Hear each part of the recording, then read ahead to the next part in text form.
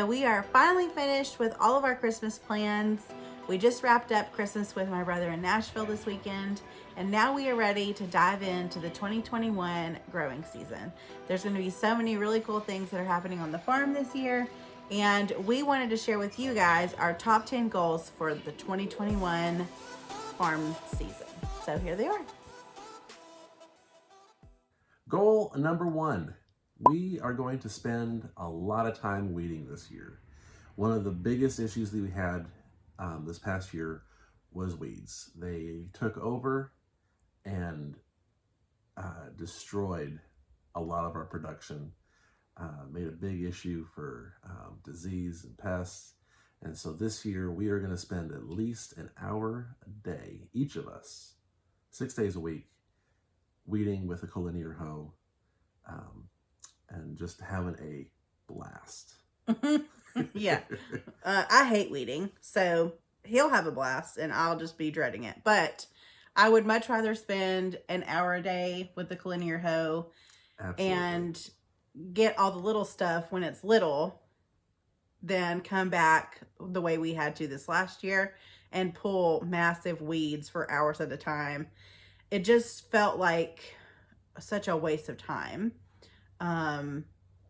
to have everything overgrown with the weeds. Like my zinnias, there were times I couldn't even walk through my zinnia rows because the weeds were just terrible.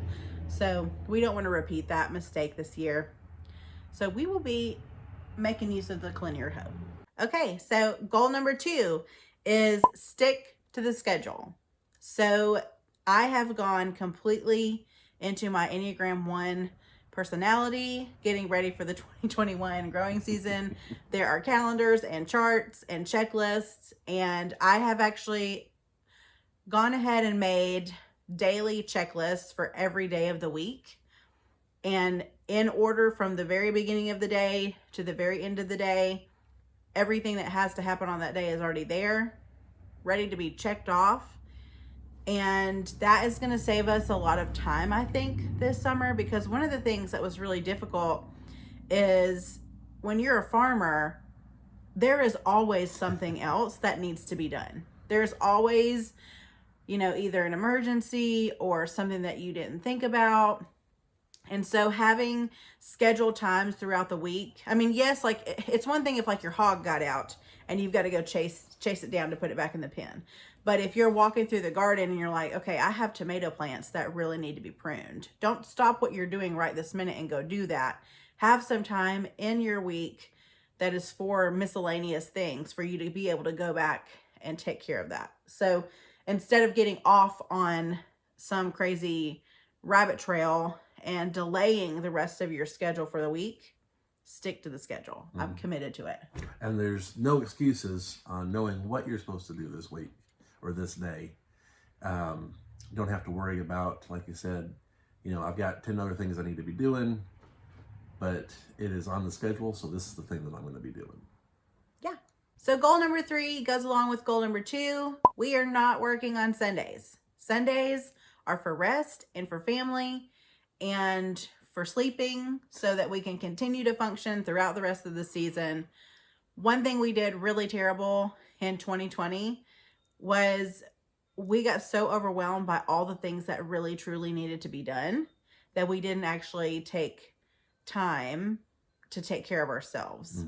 And when you do that, you're actually shooting yourself in the foot, because if you don't take care of yourself, you will crash a lot earlier in the season than if you actually took that Sunday to rest, to be with your family, Yeah, I feel like that's something that we did better towards the end of the season.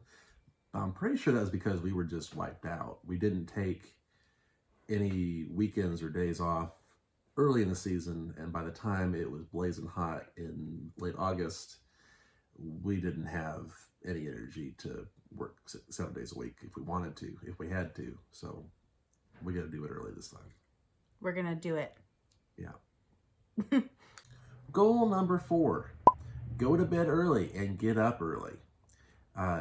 One thing that we did not do terribly well last year is getting up early to make use of the cool hours in the early morning and getting stuff done before it got sweltering hot. So one thing we're going to really concentrate on this year is we're going to stick to the schedule. We're going to take our Sunday off, and we're going to go to bed early so that we can get up early and get things done before we melt. Yeah, and a lot of the things that we're harvesting have to be harvested, honestly, before the sun even hits them. Like basil is a really good thing to harvest before the sun even hits it in the morning.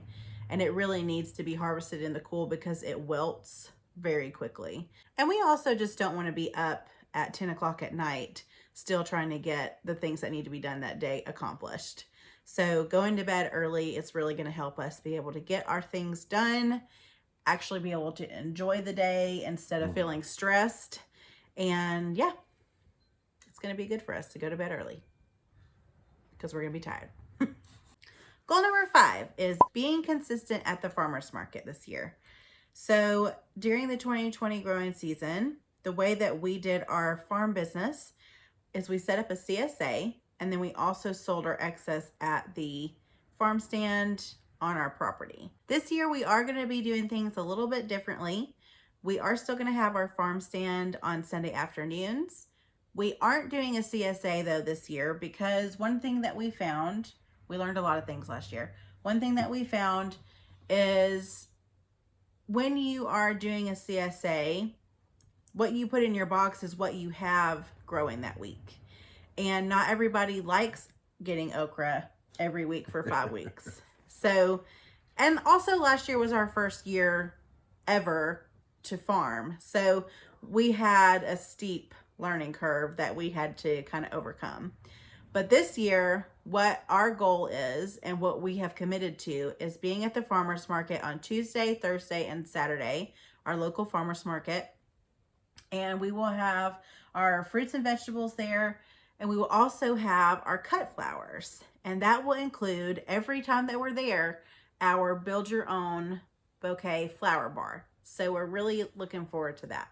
Anything you want to say about that? Well, yeah, we're gonna do everything we can to increase our sales, and that's gonna mean that we're there every time that we can be there. If the doors are open, we're there. And also just, we really want to connect with our community. One of the things that we really feel passionate about, and I don't want to go off on a rabbit trail here, but here I go, is we are really passionate about eating local and eating as organic as you can. One of the reasons why we started our farm is specifically because I have some health issues, and that's a goal for me this year personally, is eating more local, finding more local sources for things like meat and dairy and cheese. We grow most of our own vegetables, but there are ways that you can really change your diet to be more close to home and more organic. Yeah. Goal number 6, posting weekly videos. Another thing we're going to focus on this year is expanding our social media presence. And a big part of that is going to be posting weekly videos, or maybe even more, with all the extra time that we have on our hands. And this is a goal that's really easy for me because most of the time I'm not the one behind the camera or the one talking. So I'm going to pass that off to you, and you can expand on that a little bit. Well, the reality is, we are doing farming because, number one, we love farming. We love growing fruits and vegetables. We love having chickens and farm fresh eggs. We love what we do, but we're also a business, and part of being a successful business is being consistent. And we really feel like we have a lot to share with people, and we want to be consistent doing that. We don't just want to build a YouTube channel or build, social media presence, which is valid and true, but we really want to build a community of people who are like-minded and who love farming and who love growing food and who want to have people in their life that are interested in the same things that they are. And with the year of 2020 that we've had, I think that's something that everybody is looking for, is sharing an experience and sharing life with people, And social media is a really good way to include people in your life without being all up in somebody's business all the time. Goal number 7, making time to preserve food. I said that weird, but it's because I said it wrong twice in a row. We deleted those videos. Anyways, making time to preserve food. You know, part of the reason why we farm is so we can eat. And we don't want to just do that during tomato season. Like, I love tomato season. They're delicious right out of the garden. But I really want to be able to make homemade spaghetti in December. And if you don't have canned tomatoes, you either have to go buy that at the grocery store or you don't get to have spaghetti sauce. So it's important. It's important to preserve your food if you're growing your own food. And we need to make time to do that this summer. Thank goodness for my mom. She is the canning queen. And the stuff that we did have canned this year, she did that. Because we were just so overwhelmed with all the other things that we were doing full time that we didn't have time to do that. Mm-hmm. You know, we are going to get a dehydrator. I saw some recipes online for dried vegetable soup that is really easy to throw together if you have your dried vegetables already preserved, just sitting waiting for you in a can. So yeah. And we ate incredibly good all summer long. Like, our veggie intake was borderline extreme. It was wonderful. And once everything started petering out in the garden, it wasn't as nutritious. No. And this coming year is going to be a lot better, a lot different. There were a lot of noodles in our life towards the end of the season, which is another thing that we're going to try to cut out. Not because noodles are bad, but we're not anti-noodle. We are not anti-noodle. It's just that's for another video. But we want to try to kind of keep our carb count low so that we can both continue to lose a little bit of weight. And that's a whole nother issue. Come back for that video. Goal number 8, staying on top of the pests. Along with weeding, this was a big thing that hurt us towards the end of the season. We did a really good job at the beginning of the season, and then we got sidetracked on a lot of extra projects. We don't spray, or at least we do everything we can not to spray. And that includes organic fertilizer and chemicals and all that good stuff.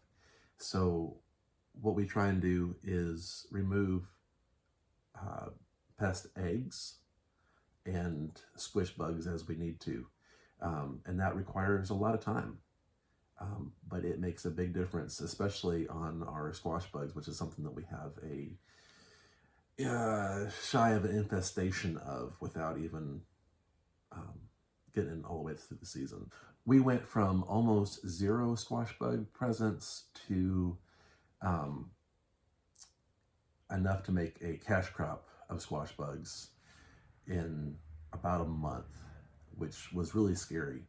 And that was just because we got sidetracked and started not taking care of the squash bug eggs. And so we're going to spend a lot more time this year. It's on the schedule. So we know we can work on that. I would say our top 3 pests of the 2020 growing season were cucumber beetles or squash bugs. I mean, same. Not the same? No. What's the difference? The squash bug eggs the squash bugs are the ones that look like giant stink bugs. The cucumber beetles are the ones that look like almost like a ladybug, but they're yellow. Well, there you go. So then we had 4 top terrible pests. Squash bugs, cucumber beetles, and then I would also say the Japanese beetles were terrible. They were a problem. And then my arch nemesis of 2020 were the cutworms, the caterpillars. I'm telling you, we lost so many tomatoes to caterpillars and so many good beautiful plants to caterpillar. Not even the hornworms. Like, Yeah, the hornworms weren't that bad. we had a few and we just picked them off and went about our business, but the cutworms were so bad this year. So, and I think part of that was the weeds got kind of tall in the tomato area a few times. And I think that was just a breeding ground for the cutworms to really take off. And I noticed that once we got the weeds out of there, we didn't have as big of an issue with the cutworms. But then when they grew up again, they were back in full force. So we just want to be really consistent this year with our schedule in the area of managing the pests.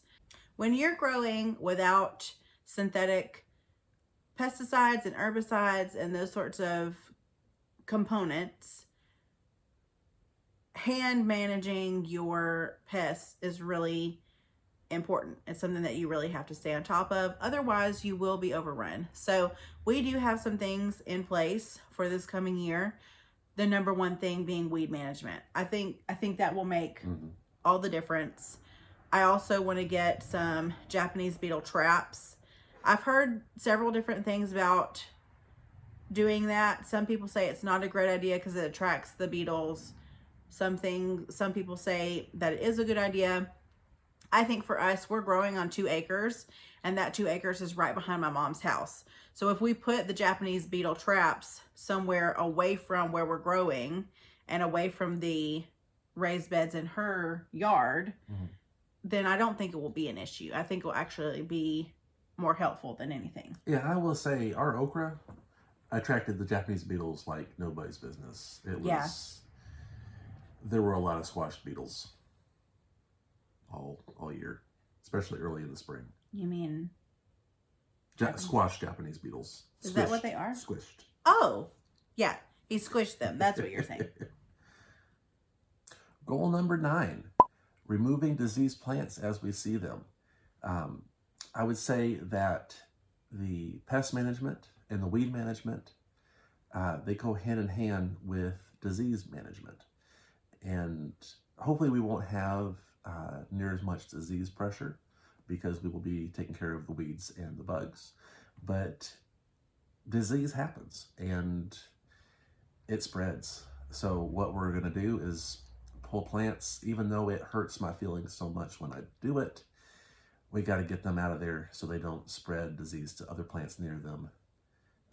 And so we don't have a whole row of cucumbers dying off because one plant got sick. Yeah, it was so sad. What was it that got onto the one? It was mosaic virus. Yeah, so we had mosaic virus on one cucumber plant, and it was actually at the end of the row. And had we bit the bullet and just pulled that plant out, we would not have lost probably the rest of our cucumbers. Pretty good chance if I had taken it out. And I saw it, and I decided not to pull it because that plant was my baby, and I did not want to kill that plant. But it was going to die anyway, and it moved the disease down the row, and we lost the whole row eventually. But we learned a lot. We did. So even good stuff can come from mistakes. Okay, here we are. Goal number 10, documentation. Taking good pictures and notes. I'm going to tell you one of my favorite things from being in the middle of the brown of winter is going back and seeing the pictures of the garden from 2020. It like gives my soul life. Also, one thing that is incredibly valuable to me is my planner from 2020. Being able to go back and see what we did on which day, that is invaluable. Like, you can't replace that. There were some days that I didn't have time or was too tired or too lazy to sit down and write out what I got accomplished that day. But what was super helpful for me is being able to look on my phone and see what pictures did I take that day. I found that if there was something I did that I was really proud of, or something that was really beautiful that was happening in the gardens, I tend to take a picture of that. And that is really helpful when you don't know what you did on June 2nd. A lot of times I would go back in my phone and see pictures of what I did that day, and it would remind me of the other things that either weren't documented or I didn't write down to be able to fill that in. So it's really important to me to be able to take really good pictures and really good notes during the 2021 growing season. Also, sometimes during the brown of winter, it's really hard to know what to use for social media content and that kind of thing, because there's not as much going on during November and December and January for us as there is the rest of the year. So having a lot of pictures and a lot of photos and a lot of content from your actual growing season is a tremendous blessing. Yeah. It kind of makes it nice to not have to have every video and every picture be a brown field. Yeah. And I think it's also going to be very helpful for knowing when pests and humidity stuff starts happening. I mean, to know, over the course of several years, when the squash vine borers start showing up, or when powdery mildew starts showing up, is going to help us get a leg up on taking care of those things.